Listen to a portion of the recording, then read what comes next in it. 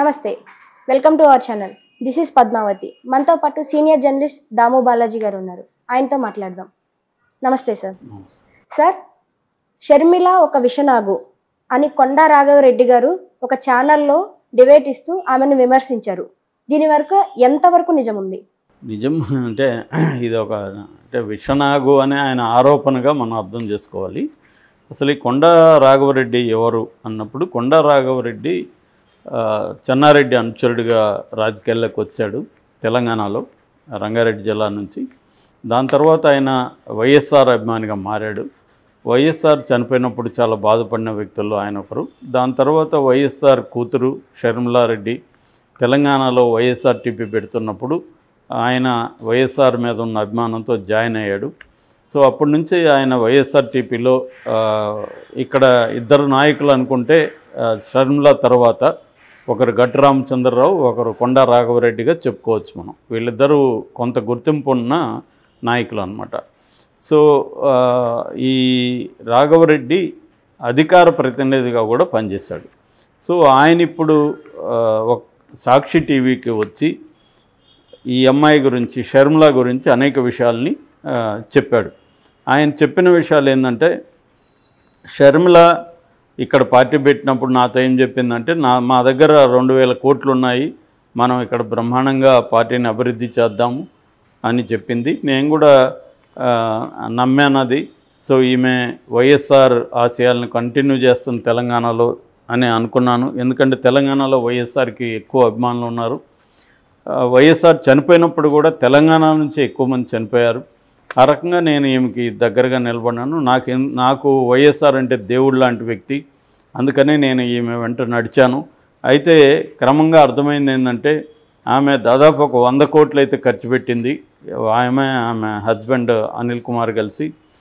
But ఏమీ ఫలితం లేకుండా పోయింది. దాంతో చంద్రబాబు రాధాకృష్ణ ద్వారా ఈమెని అప్రోచ్ అయ్యి 100 కోట్లు నేను ఇస్తాను, నేను చెప్పినట్టు నువ్వు చెయ్యి అని ఒక ప్లాన్ చెప్పాడు ఈమెకి. ఆ ప్లాన్ ఏంటంటే, ఈమె కాంగ్రెస్లో చేరి ఆంధ్రప్రదేశ్లోకి వెళ్ళి ఆంధ్రప్రదేశ్లో జగన్కి వ్యతిరేకంగా పనిచేస్తే తాను డబ్బులు ఇస్తానని చంద్రబాబు రాధాకృష్ణ ద్వారా ఆమెను కన్విన్స్ చేశాడు. బ్రదర్ అనిల్ కుమార్కి ముందు నుంచే ప్రాబ్లం ఉంది. ఆ ప్రాబ్లం ఏంటంటే డబ్బు పిచ్చి, గనులు కావచ్చు, రకరకాల వ్యాపారాలు కంపెనీలు ఉన్నాయనికి.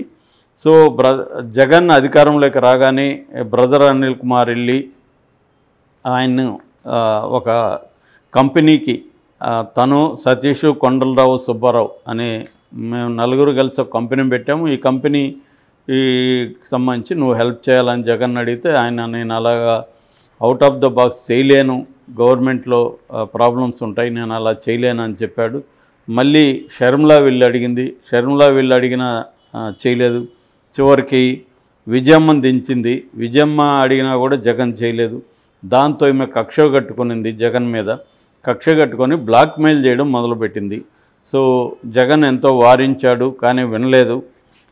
ఈ రకంగా ఈ సతీష్, కొండలరావు, సుబ్బారావుల్ని చంద్రబాబు ట్రాప్ చేసి వీళ్ళను చంద్రబాబు తన కంట్రోల్లోకి తీసుకున్నాడు. చంద్రబాబే ఈ అమ్మాయిని కాంగ్రెస్లో జాయిన్ చేయించాడు. ఇప్పుడు కూడా చంద్రబాబు స్క్రిప్ట్ని ఈమె చదువుతుంది అనేది అతను ప్రధానంగా ఆరోపించాడు. ఈమె ఒళ్ళంతా విషం ఉంది, గతంలో కూడా నేను చూశాను దగ్గరగా, ఈమె విషం పెట్టుకొని జగన్ మీద ఇలా చేస్తుంది. సో నేను ఒక వైఎస్ఆర్ అభిమానిగా నేను దీన్ని ఊరుకొని ఉండను, నేను ఆమెకు అనేక వందల ప్రశ్నలు అడగగలను, అవన్నీ ఆమె సమాధానాలు ఇవ్వలేదు. ఎందుకంటే నిజంగా ఆంధ్రప్రదేశ్ మీద ప్రేమ ఉంటే తెలంగాణలో ఎందుకు పార్టీ పెట్టింది? సో తెలంగాణలో పార్టీ పెట్టకుండా అప్పుడే నీకు ఆంధ్రప్రదేశ్ మీద ప్రేమ ఉంటే అప్పుడే పెట్టుండాలి. రెండవది, వైఎస్ఆర్ని అవమానించిన కాంగ్రెస్లోకి ఎప్పుడు పోయిందో నేను అప్పుడే రిజైన్ చేశాను అనేది కూడా ఆయన చెప్పాడు. ఎందుకంటే ఆయన మనం చూస్తే తెలంగాణలో ఒక టీవీ లైవ్ ఛానల్లోనే రిజైన్ కూడా ప్రకటించాడు. దానికి కారణం ఏంటంటే, సోనియా గాంధీ వైఎస్ఆర్ ఫ్యామిలీని ఫుట్పాత్ మీదకి తెచ్చింది, అలాంటి ఫ్యామిలీ ఇంటికి వెళ్ళి అడుగుపెట్టినప్పుడు నేను దాన్ని వ్యతిరేకిస్తూ రిజైన్ చేస్తున్నానని ఆయన రిజైన్ చేశాడు అన్నమాట.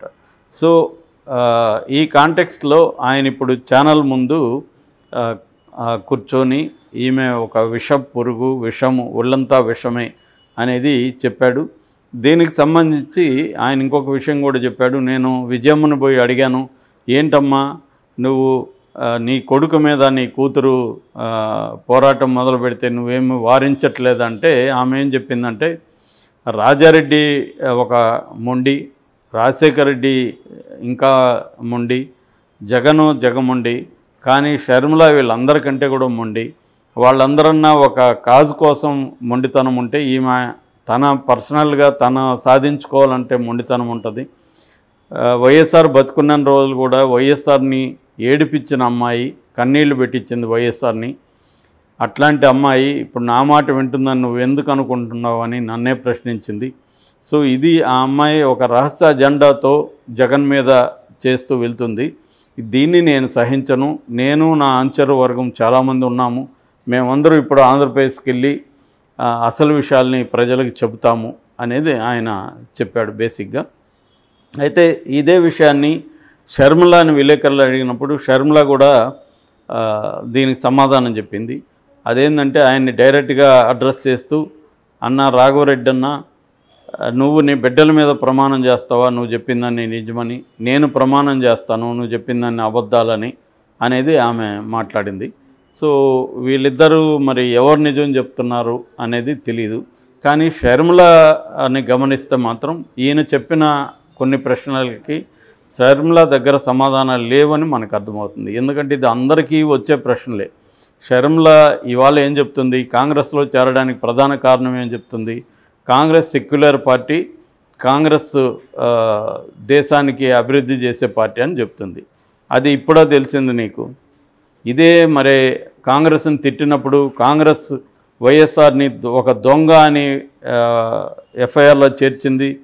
అటువంటి కాంగ్రెస్ పార్టీకి ఇక్కడ ఒక దొంగ అధ్యక్షుడిగా ఉన్నాడు అంటే ఎవరు? రేవంత్ రెడ్డి. సో ఇటువంటి కాంగ్రెస్ పార్టీని మనం వ్యతిరేకించాలని ఆమె మాట్లాడింది. అప్పుడు మరి గుర్తు రాలేదా ఇది సెక్యులర్ పార్టీ అని? ఒకటి. రెండవది, కాంగ్రెస్ పార్టీ ఆంధ్రప్రదేశ్కి ఏం చేసింది? కాంగ్రెస్ పార్టీ ఆంధ్రప్రదేశ్ని రాష్ట్రాన్ని విభజించినప్పుడు ప్రత్యేక హోదా కావచ్చు, మిగతా విషయాలు ఏది కూడా ఆంధ్రప్రదేశ్ని పట్టించుకోకుండా అనేవన్గా విభజించిందన్న భావన ప్రజల్లో బలంగా ఉంది. దాన్ని మేము అడ్రస్ చేయట్లేదు.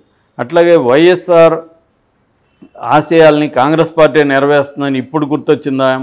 ఇంతకుముందు ఎందుకు విమర్శించావు అన్నదానికి ఆమె దగ్గర ఏమీ ఆన్సర్ లేదు.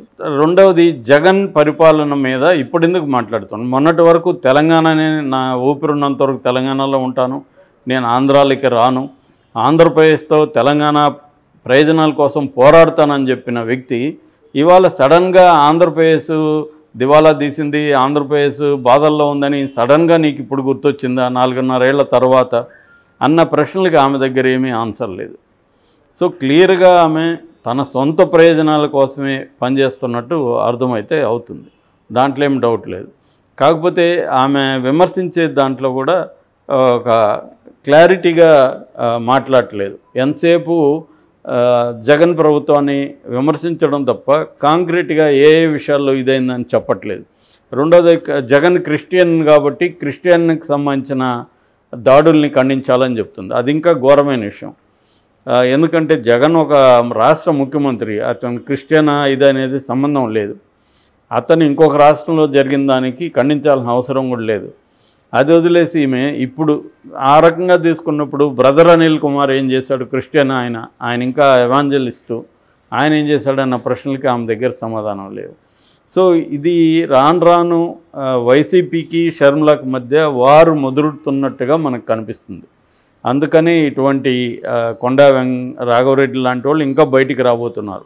ఆ కొండా రాఘవరెడ్డితో ఇంటర్వ్యూ చేస్తున్నప్పుడే కొండా రాఘవరెడ్డి అనుచరుడు వైసీపీలో వైఎస్ఆర్టీపీలో యాక్టివ్గా పనిచేసిన అతను కూడా లైన్లోకి వచ్చి మాట్లాడాడు. సో ఇదంతా చూసినప్పుడు కొండా రాఘవరెడ్డి లేపిన అనేక ప్రశ్నలకి ఆమె ఆన్సర్ ఇవ్వకుండా కేవలం ప్రమాణాలు చేయమని చెప్తుంది. ఇదేంటంటే వీళ్ళిద్దరి ఫ్యామిలీ అఫైర్ని నడివీధిలోకి తెచ్చి నడివీధిలో వీళ్ళ కుటుంబాన్ని బయట పెడుతున్నట్టుగా కనబడుతుంది. నిజానికి జగన్ ఈమెకేం అన్యాయం చేశాడనేది వాళ్ళు సూటిగా అడుగుతున్నారు. దాన్నైతే ఇప్పటివరకు ఆమె ఏం చెప్పట్లేదు. ఇది మరి ఏం జరుగుతుందనేది చూడాలి. Thank you.